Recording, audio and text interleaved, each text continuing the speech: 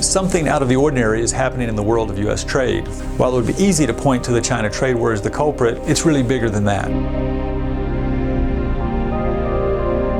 U.S. trade has tipped into the negative this year, according to the latest government data. While it's only down about 1/3 of 1% through August, a trifling, if U.S. trade falls in 2019, it will be the third year in the last 5 it has done so. That would be unprecedented, certainly in the last 25 to 30 years, the beginning of the so-called modern age of trade that arose from the fall of the Berlin Wall in the Soviet Union and China's opening under Deng. So if trade does remain in the red this year, why would that be exceptional? From 1993 to 2008, trade grew and grew and grew. It fell only twice, 6.49% in 2001, the year of the September 11th terrorist strikes, and the next year only slightly, less than 1%. For the next 12 years, from 2003 to 2014, U.S. trade fell only once, a punishing 22.87% decline.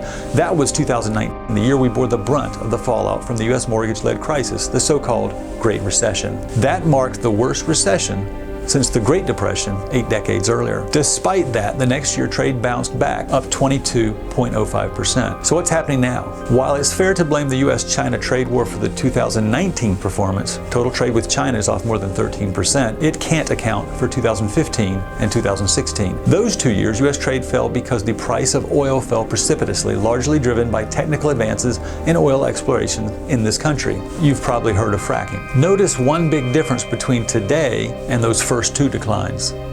No catastrophic event. What does it mean?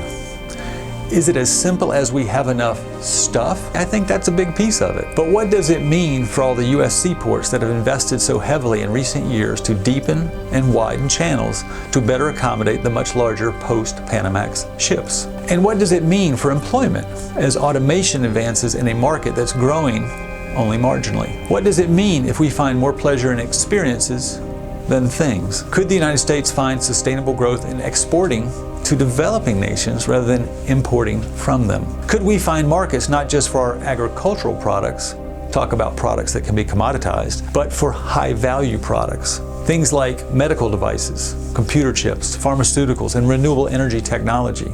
Let's see. From inside the numbers and outside the Beltway, I'm Ken Roberts, and this has been another episode of Trade Matters. Thanks for watching.